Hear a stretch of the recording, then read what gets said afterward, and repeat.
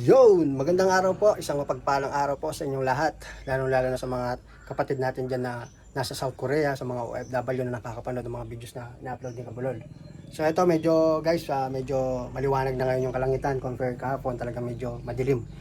Alas 7 ng umaga, talagang parang akala mo alas 5 na ng hapon. Pero ngayon, bagamat patila, tapos titila, tapos uulan na naman, babagsak naman, tapos titila. Okay na yun kaysa naman kahapon talagang tuloy-tuloy yung buhos ng ulan.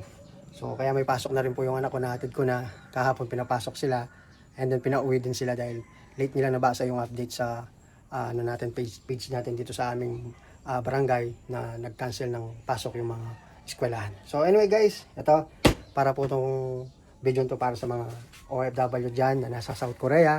So baka gusto nyong i-avail. Ito papakita ko. Baka gusto nyo mag-avail ng motor sa akin. Nandito tayo ngayon sa aking garahe. At siyempre, meron tayong business permit. So, yan yung business permit natin. Legit tayo na buy and sell. So, ito na lang po yung natira sa 39 o 40 yata yung nakuha natin total nung June, July yata. If I'm not mistaken, May, June, July yata. Almost 30 po yan, ay 40 po yan. Yan na lang natira, 4. Hindi muna tayo kumuha ng madami. Bakit? Dahil tag-ulan na nga at ayaw kong ilabas yung sasakyan natin dahil mas mahal ang maintenance ng sasakyan pag kinalawang yan. Kaya dito muna, ito muna. So ngayon sa palima-lima muna, 6, ganyan, 8. Dati kumukuha tayo ng 20, 25, ngayon ito muna dahil tag-ulan. At medyo siyempre mahina rin ang benta ngayon. So kung isang OFW guys, nasa South Korea ka, gusto mo magkamotor, pinangarap mo magkamotor, manual at saka matic. So meron akong Aerox, ADB, basta't mag-request lang kayo, hahanapin ko kayo. Sa ngayon, ito yung hunahan ko muna na pinapaubos ko na lang. Kung gusto nyo regaluin yung kuya, tatay nyo, o ate nyo, nanay nyo, pwede kung mga babae dito sa manual, sa matic yan, sa mga Honda Click na sariwa. So kung paano yung brand nyo, ganun din po makukuha nyo. So kumbaga nagamit lang po siya, pero hindi talaga as is where is yung dating ng motor. Talagang sariwa po to. Yung mga tinakbo niya nasa 5K po, 6K odo pa lang. At 2025 model, complete papers po yan, mula ID, tsaka deed of sale. At may mga custom markings pa po yan. Kung mapapasin nyo guys, napakalinis po ng loob niyan. So, ayan tsaka yung gulong, stock po yan. Paano sa original, sa brand new, ganun din po yung makukuha nyo. So, ayan, yan po yung sign na talagang hindi nagamit yung motor ng sobra-sobra talaga. Kumbaga, hindi pinang-arabas. So, yun po yung ibig ko sabihin. Kaya yan, siyempre, bibigyan ko kayo ng napakalaking discount, lalo na kapag nasa bansang South Korea kayo. At siyempre, lalo na kung nakapalo ka pa sa aking YouTube channel. Siyempre, nakasubscribe ka at nakapalo ka sa aking page. Ibig ko sabihin.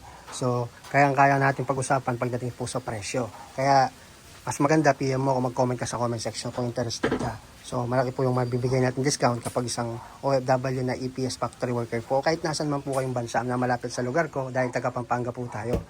So, sa mga matic natin yan, pwedeng-pwede sa mga babae to. Kahit medyo may edad na, yung iba sinasalpakan ng sidecar ito. Dahil, ano lang po to, isang susi yan lang to, tapos, ayan, push button po siya. Ayan, aandar na. So, ayan. Ayan po yung tinakbo niya guys, nasa 5K pa lang. So, ang ganda nito guys, all working photo.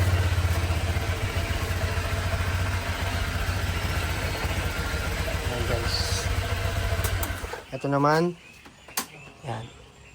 Nasa 5K yan. 5K pa lang ang tinakbo nito. All intact pa rin po. So, yan, napakalinis guys. Medyo pinagpag lang natin ng konti dahil umulan.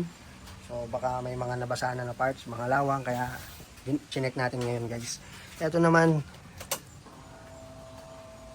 yan, 6K odo guys. So, napaka ano na yan. Hanggang 1 click lang guys.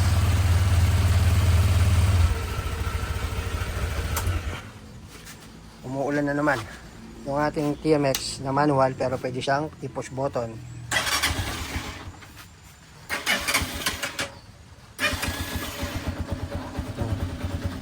Ang TMX kasi pag nalamig ng konti ito talaga, ganyan po ito, mga may makina talagang hard starter po. Pero maandar naman siya. Normal lang po yun sa mga manual, lalo na TMX. So ayan, maandar siya guys. So ayun yung ano natin ngayon, daily routine. Ito yung ginagawa natin sa araw-araw. Nagpo-post tayo sa FB, nagbebenta tayo ng motor.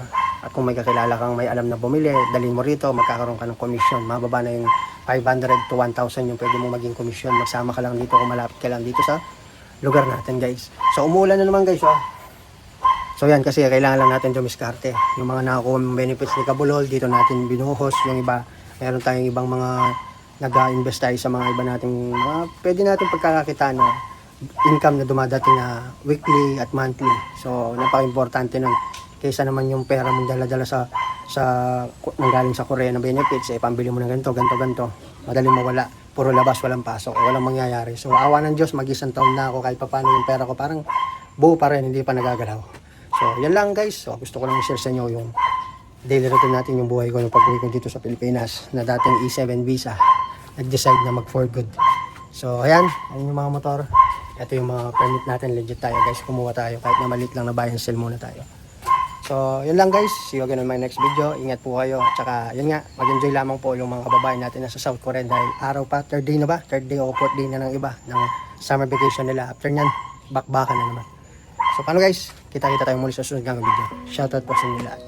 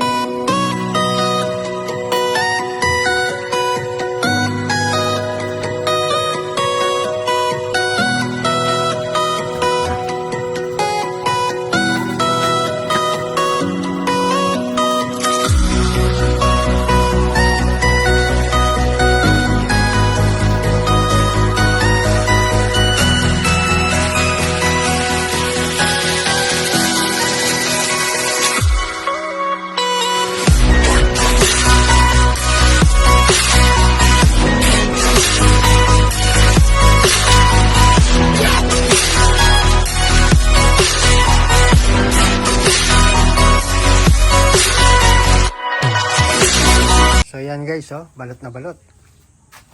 Di ba? Kulob na kulob.